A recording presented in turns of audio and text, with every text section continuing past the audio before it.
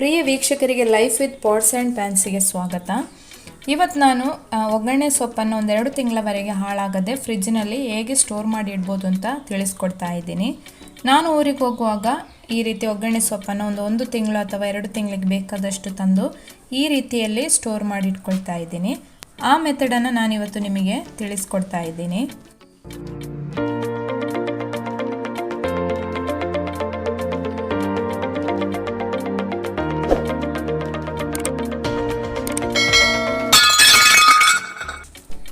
ನೀವು ಮಾರ್ಕೆಟಿಂದ ಒಗ್ಗರಣೆ ಸೊಪ್ಪು ತಂದು ಸ್ಟೋರ್ ಮಾಡಿ ಇಟ್ಕೊಳ್ಳೋದಾದರೆ ಇದನ್ನು ಒಂದ್ಸಲ ನೀರಿನಲ್ಲಿ ಚೆನ್ನಾಗಿ ವಾಶ್ ಮಾಡಿ ಒಂದು ಬಟ್ಟೆ ಮೇಲೆ ಹಾಕಿ ಇದರಲ್ಲಿರೋ ನೀರಿನಂಶ ಎಲ್ಲ ಹೋದ್ಮೇಲೆ ಸ್ಟೋರ್ ಮಾಡಿ ಇಟ್ಕೊಳ್ಳಿ.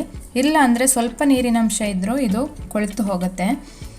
ನಾನೀಗ ಇದು ಮನೆಯಿಂದ ತಂದದಾದ್ರಿಂದ ಇದನ್ನು ವಾಶ್ ಮಾಡ್ಕೊಳ್ತಾ ಇಲ್ಲ, ಯಾಕಂದರೆ ಇದರಲ್ಲಿ ಮಣ್ಣು ಅಥವಾ ಧೂಳು ಹಾಗೆ ಯಾವುದೂ ಇಲ್ಲ, ಒಳ್ಳೆ ಕ್ಲೀನಾಗೇ ಇದೆ. ಇದು ಕ್ರಿಮಿಕೀಟ ಏನಾದರೂ ಇದ್ದರೆ ಚೆನ್ನಾಗಿ ವಾಶ್ ಮಾಡಿ ಎಲೆಗಳನ್ನು ಒಂದೊಂದಾಗಿ ನೋಡಿ ಮತ್ತೆ ಸ್ಟೋರ್ ಮಾಡಿಟ್ಕೊಳ್ಳಿ.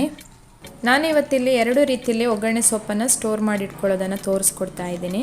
ನಿಮಗೆ ಈ ರೀತಿ ಒಳ್ಳೆ ಫ್ರೆಶ್ ಆಗಿರೋ ಒಗ್ಗರಣೆ ಸೊಪ್ಪು ತುಂಬ ಸಿಕ್ಕಾಗ ನೀವು ನಾನು ತೋರಿಸೋ ಫಸ್ಟ್ ಮೆಥಡಲ್ಲಿ ಅದನ್ನು ಸ್ಟೋರ್ ಮಾಡಿಟ್ಕೊಂಡ್ರೆ ನಿಮಗೆ ತುಂಬ ದಿನ ಫ್ರೆಶ್ ಆಗಿರೋ ಒಗ್ಗರಣೆ ಸೊಪ್ಪನ್ನು ಉಪಯೋಗಿಸ್ಕೊಳ್ಬೋದು. ಇದನ್ನು ಸ್ಟೋರ್ ಮಾಡ್ಕೊಳ್ಳೋದಕ್ಕಿಂತ ಮೊದಲು ಈ ರೀತಿ ಒಂದೊಂದೇ ಎಲೆಗಳನ್ನು ತೆಗೆದು ನೋಡ್ಕೊಳ್ಬೇಕಾಗತ್ತೆ. ಯಾಕಂದರೆ ಅಲ್ಲಿ ಹುಳ ಅಥವಾ ಕ್ರಿಮಿಕೀಟಗಳೇನಾದರೂ ಇದ್ದರೆ ನಾವು ಇದನ್ನು 1 ತಿಂಗಳು ಅಥವಾ 2 ತಿಂಗಳು ಫ್ರಿಜ್ಜಲ್ಲಿ ಇಟ್ಕೊಳ್ಳೋದ್ರಿಂದ ಎಲ್ಲ ಎಲೆಗಳನ್ನು ಚೆನ್ನಾಗಿ ನೋಡಿ ಇಡಬೇಕಾಗತ್ತೆ. ನಾನು ಇದನ್ನು 2 ಪಾರ್ಟಾಗಿ ಡಿವೈಡ್ ಮಾಡ್ಕೊಳ್ತಾ ಇದ್ದೀನಿ. ನಾನು ಯಾವತ್ತೂ ಬೆಳೆದ ಎಲೆಗಳನ್ನು ಒಂದು ಪಾರ್ಟಾಗಿ ಮಾಡ್ತೀನಿ, ಹಾಗೆ ಎಳತ್ತಾಗಿರೋಂಥ ಎಲೆಗಳನ್ನು ಇನ್ನೊಂದು ಪಾರ್ಟ್ ಮಾಡ್ಕೊಳ್ತೀನಿ. ಎಳತ್ತಾಗಿರೋ ಎಲೆಗಳನ್ನು ಬೇಗ ತೆಗೆದು ಮುಗಿಸ್ತೀನಿ, ಹಾಗೆ ಬೆಳೆದಿರೋ ಎಲೆಗಳನ್ನು ಲೇಟಾಗಿ ತೆಗಿತೀನಿ. ಆವಾಗ ಅದು ತುಂಬ ದಿನಗಳವರೆಗೆ ಫ್ರೆಶ್ ಆಗಿರುತ್ತೆ. ಸ್ವಲ್ಪ ಜಾಸ್ತಿ ಒಗ್ಗರಣೆ ಸೊಪ್ಪಿದ್ರೆ ಒಂದು 3-4 ಪಾರ್ಟಾಗಿ ಡಿವೈಡ್ ಮಾಡ್ಕೊಳ್ಳಿ. ನಮಗೆ 1 ವಾರಕ್ಕೆ ಎಷ್ಟು ಬೇಕು ಅಷ್ಟನ್ನು ಒಂದು ಪಾರ್ಟಾಗಿ ಮಾಡ್ಕೊಳ್ಳಿ.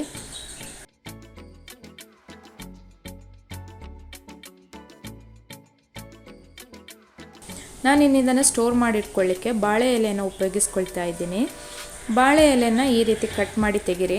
ಅದರ ದಂಟಿಂದ ಇದನ್ನು ಸಪ್ರೇಟ್ ಮಾಡಿ ತೆಗೆದು ಒಗ್ಗರಣೆ ಸೊಪ್ಪನ್ನು ಇಟ್ಟು ರೋಲ್ ಮಾಡ್ಕೊಳ್ಳಿ.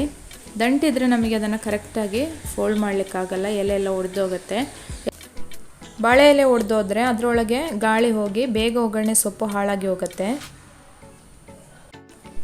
ಇನ್ನು ಬಾಳೆ ಎಲೆಯ ಮಧ್ಯೆ ಒಗ್ಗರಣೆ ಸೊಪ್ಪನ್ನು ಇಟ್ಟು ರೋಲ್ ಮಾಡ್ಕೊಳ್ಳಿ. ಅದರ 2 ಸೈಡು ಲಾಕ್ ಮಾಡ್ಕೊಳ್ಳಿ, ಗಾಳಿ ಹೋಗಬಾರ್ದು ಇದರೊಳಗೆ. ನಂತರ ಫೋಲ್ಡ್ ಮಾಡ್ಕೊಳ್ಳಿ. ಜಾಸ್ತಿ ಇರೋ ಎಲೆನ ಕಟ್ ಮಾಡಿ ತೆಗೀರಿ. ನೀವು ಎಲ್ಲ ಒಗ್ಗರಣೆ ಸೊಪ್ಪನ್ನು ಒಟ್ಟಿಗೆ ಕಟ್ಟಿಟ್ಕೊಳ್ಳೋದಾದರೆ ಒಂದು 2-3 ಬಾಳೆ ಎಲೆಗಳನ್ನು ಈ ರೀತಿ ಕಟ್ ಮಾಡಿ ಅದರಲ್ಲಿಟ್ಟು ರೋಲ್ ಮಾಡಿ ತೆಗೀರಿ. ಆಗ ತುಂಬ ದಿನ ಅದು ಫ್ರೆಶ್ ಆಗೇ ಇರುತ್ತೆ. ನಾನಿಲ್ಲಿ 2 ಪಾರ್ಟಾಗಿ ಡಿವೈಡ್ ಮಾಡ್ಕೊಳ್ಳೋದ್ರಿಂದ ಚಿಕ್ಕ ಪೀಸ್ ಬಾಳೆ ಎಲೆನ ಉಪಯೋಗಿಸ್ಕೊಳ್ತಾ ಇದ್ದೀನಿ. ಇನ್ನು ಇದನ್ನು ಒಂದು ಹಗ್ಗನ ಉಪಯೋಗಿಸ್ಕೊಂಡು ಕಟ್ಕೊಳ್ಳಿ. ಇಲ್ಲಾಂದರೆ ರಬ್ಬರ್ ಬ್ಯಾಂಡ್ ಇದ್ದರೆ ರಬ್ಬರ್ ಬ್ಯಾಂಡನ್ನು ಹಾಕಿ ಕವರ್ ಮಾಡ್ಕೊಳ್ಳಿ.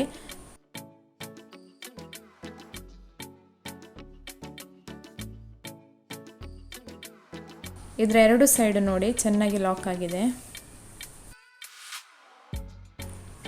ಇನ್ನು ಉಳಿದಿರೋ ಒಗ್ಗರಣೆ ಸೊಪ್ಪನ್ನು ಇನ್ನೊಂದು ಬಾಳೆ ಎಲೆಯಲ್ಲಿ ಕಟ್ಟಿಟ್ಕೊಳ್ತಾ ಇದ್ದೀನಿ.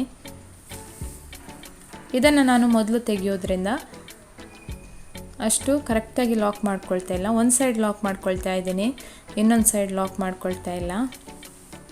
ಯಾಕಂದರೆ ತೆಗಿಲಿಕ್ಕೆ ಸುಲಭ ಆಗೋದಕ್ಕೋಸ್ಕರ ಹೀಗೆ ಕಟ್ಟಿಟ್ಕೊಳ್ತಾ ಇದ್ದೀನಿ. ನಾವು ಮಾರ್ಕೆಟಿಂದ ಎಲ್ಲ ಒಗ್ಗರಣೆ ಸೊಪ್ಪು ತರೋದಾದರೆ ಅದರಲ್ಲಿ ತುಂಬಾ ಕೆಮಿಕಲ್ಸ್ ಇರುತ್ತೆ, ಹಾಗೆ ಧೂಳೆಲ್ಲ ತುಂಬಾ ಇರುತ್ತೆ. ಈಗ ನಮಗೆ ಒಗ್ಗರಣೆ ಸೊಪ್ಪು ಸಿಗುವಾಗ ಅದನ್ನು ಈ ರೀತಿ ಸ್ಟೋರ್ ಮಾಡಿ ಇಟ್ಕೊಂಡ್ರೆ ತುಂಬ ದಿನ ಉಪಯೋಗಿಸ್ಕೊಳ್ಬೋದು. ಈಗ ನೋಡಿ ಈ ರೀತಿ ತೆಗಿತಾ ಇದ್ದೀನಿ. ಇನ್ನು ಇದನ್ನು ಪದಾರ್ಥಕ್ಕೆ ಉಪಯೋಗಿಸ್ಕೊಳ್ಳುವಾಗ ಚೆನ್ನಾಗಿ ವಾಶ್ ಮಾಡಿ ನಂತರ ಉಪಯೋಗಿಸ್ಕೊಳ್ಳಿ. ಇನ್ನು ನಾನು ಒಂದೆಲ್ಗ ಸೊಪ್ಪನ್ನು ಇದೇ ರೀತಿ ಸ್ಟೋರ್ ಮಾಡಿಟ್ಕೊಳ್ತಾ ಇದ್ದೀನಿ.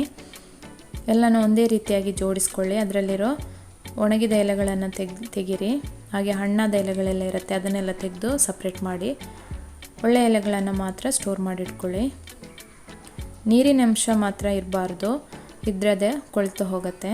ಇದು 1 ತಿಂಗಳವರೆಗೆ ಆರಾಮವಾಗಿ ಸ್ಟೋರ್ ಮಾಡಿಟ್ಕೊಳ್ಬೋದು. ಇನ್ನು ಇದೇ ರೀತಿ ನುಗ್ಗೆ ಸೊಪ್ಪನ್ನು ಒಂದು 15 ಡೇಸ್ವರೆಗೂ ಫ್ರೆಶ್ ಆಗಿ ಸ್ಟೋರ್ ಮಾಡಿಟ್ಕೊಳ್ಬೋದು. ನುಗ್ಗೆ ಸೊಪ್ಪು 1 ತಿಂಗಳವರೆಗೂ ಫ್ರೆಶ್ ಆಗಿ ಇರುತ್ತೆ, ಆದರೆ ಅದರ ದಂಟಿಂದ ಎಲೆಗಳೆಲ್ಲ ಉದುರು ಹೋಗುತ್ತೆ. ಒಂದು 15 ಡೇಸ್ ಆಗುವಾಗ ಎಲೆ ಎಲ್ಲ ಉದುರು ಹೋಗುತ್ತೆ.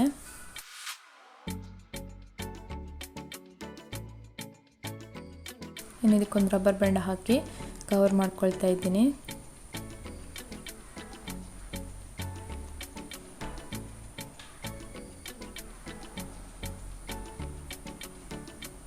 ಇನ್ನು ಈ ರೀತಿ ಒಂದು ದೊಡ್ಡ ಪ್ಲಾಸ್ಟಿಕ್ ಕವರನ್ನು ತಗೊಂಡು ಅದರಲ್ಲಿ ಇದನ್ನು ಇಟ್ಟು ರೋಲ್ ಮಾಡಿ ತೆಗೆದಿಟ್ಕೊಳ್ಳಿ.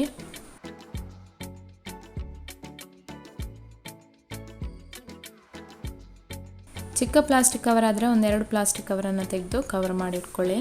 ಇಲ್ಲಾಂದರೆ ಈ ರೀತಿ ದೊಡ್ಡ ಕವರನ್ನು ತಗೊಂಡು 3-4 ರೋಲ್ ಮಾಡಿ ತೆಗೆದಿಟ್ಕೊಳ್ಳಿ. ನೀಟಾಗಿ ಕವರ್ ಮಾಡಿಟ್ಕೊಳ್ಳಿ. ಇನ್ನು ಇದನ್ನು ಸ್ಟೋರ್ ಮಾಡಿ ಇಟ್ಕೊಳ್ಳುವಾಗ ಫ್ರೀಸರಲ್ಲಿ ಇಟ್ಕೊಳ್ಬೇಡಿ. 1 ತಿಂಗಳವರೆಗಾದರೆ ಡೋರ್ ಸೈಡಲ್ಲಿ ಇಟ್ಕೊಳ್ಳಿ, ಇಲ್ಲಾಂದರೆ ಕೆಳಗೆ ತರಕಾರಿ ಇಟ್ಕೊಳ್ಳುವಲ್ಲಿ ಇಟ್ಕೊಳ್ಬೋದು. ಹೀಗೆ ಕವರ್ ಮಾಡಿಟ್ಕೊಂಡ್ರೆ 1-2 ತಿಂಗಳವರೆಗೆ ನಿಮಗೆ ಆರಾಮವಾಗಿ ಫ್ರೆಶ್ ಆಗಿರೋ ಒಗ್ಗರಣೆ ಸೊಪ್ಪನ್ನು ಉಪಯೋಗಿಸ್ಕೊಳ್ಬೋದು. ಇನ್ನು ನಾನು 1 ತಿಂಗಳು ಮೊದಲೇ ಈ ರೀತಿ ಸ್ಟೋರ್ ಮಾಡಿಟ್ಕೊಂಡಿರೋ ಒಗ್ಗರಣೆ ಸೊಪ್ಪನ್ನು ತೋರಿಸ್ಕೊಡ್ತಾ ಇದ್ದೀನಿ. ನೀವಿನ್ನು 1 ತಿಂಗಳು ಮೊದಲು ಕವರ್ ಮಾಡಿದ ಬಾಳೆ ಎಲೆ ಬಾಡಿ ಹೋಗಿದ್ರೆ ಬೇರೊಂದು ಬಾಳೆ ಎಲೆ ತೆಗೆದು ಕವರ್ ಮಾಡಿಟ್ಕೊಳ್ಳಿ. ಹೀಗೆ ಫ್ರೆಶ್ ಆಗಿ ಒಗ್ಗರಣೆ ಸೊಪ್ಪನ್ನು ಉಪಯೋಗಿಸ್ಕೊಳ್ಬೋದು.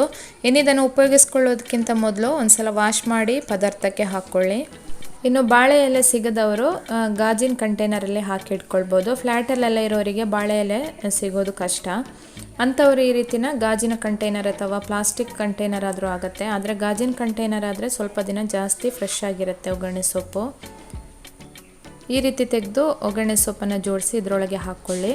ಆದರೆ ಕಂಟೈನರಲ್ಲಿ ಹಾಕುವಾಗ ಒಗ್ಗರಣೆ ಸೊಪ್ಪನ್ನು ತುಂಬ ಪ್ರೆಸ್ ಮಾಡಿ ಜಾಸ್ತಿ ಒಗ್ಗರಣೆ ಸೊಪ್ಪನ್ನು ತುಂಬಿಸಿಡಬೇಡಿ, ಯಾಕಂದರೆ ಬೇಗ ಹಾಳಾಗುತ್ತೆ ಅದು. ನೀವು ಒಗ್ಗರಣೆ ಸೊಪ್ಪನ್ನು ಎಲ್ಲವನ್ನು ಬಾಳೆ ಎಲೆಯಲ್ಲಿ ಸುತ್ತಿಟ್ಕೊಂಡು 1 ವಾರಕ್ಕೆ ಎಷ್ಟು ಬೇಕೋ ಅಷ್ಟನ್ನು ತೆಗೆದು ಈ ರೀತಿ ಗಾಜಿನ ಬಾಟ್ಲಲ್ಲಿ ಹಾಕಿಟ್ಕೊಳ್ಬೋದು. ನಿಮಗೆ ಕಂಟೈನರಲ್ಲಿ ಸ್ಟೋರ್ ಮಾಡ್ಕೊಳ್ಳುವಾಗ ಎಲೆನ ಮಾತ್ರ ಸಪ್ರೇಟಾಗಿ ತೆಗೆದು ಸ್ಟೋರ್ ಮಾಡಿ ಇಟ್ಕೊಳ್ಬೋದು, ದಂಟನ್ನು ಬಿಸಾಡ್ಕೊಳ್ಬೋದು. ಇಲ್ಲಾಂದರೆ ಈಗೂ ಸ್ಟೋರ್ ಮಾಡಿ ಇಟ್ಕೊಳ್ಬೋದು. ಇದೊಂದು 15 ಡೇಸ್ ಒಳ್ಳೆ ಫ್ರೆಶ್ ಆಗೇ ಇರುತ್ತೆ. ಮತ್ತು ಎಲೆ ದಂಟಿಂದ ಉದುರೋಕ್ಕೆ ಸ್ಟಾರ್ಟ್ ಆಗುತ್ತೆ, ಆದರೂ ಎಲೆ ಒಳ್ಳೆ ಫ್ರೆಶ್ ಆಗೇ ಇರುತ್ತೆ. 1 ತಿಂಗಳವರೆಗೂ ಈಗೂ ಉಪಯೋಗಿಸ್ಕೊಳ್ಬೋದು. ನಾನು ಯಾವತ್ತೂ ಫಸ್ಟ್ ಮೆಥಡಲ್ಲೇ ಒಗ್ಗರಣೆ ಸೊಪ್ಪನ್ನು ಸ್ಟೋರ್ ಮಾಡಿ ಇಟ್ಕೊಳ್ತೀನಿ. ಇವತ್ತಿನ ಈ ವಿಡಿಯೋ ನಿಮಗೆ ಇಷ್ಟ ಆದರೆ ನನ್ನ ಚಾನಲನ್ನು ಸಬ್ಸ್ಕ್ರೈಬ್ ಮಾಡಿ, ಲೈಕ್ ಮಾಡಿ, ಶೇರ್ ಮಾಡಿ. ಮುಂದಿನ ವಿಡಿಯೋದಲ್ಲಿ ಇನ್ನೊಂದೊಳ್ಳೆ ರೆಸಿಪಿಯಾಗಿ ಭೇಟಿ ಆಗ್ತೀನಿ. ಧನ್ಯವಾದಗಳು.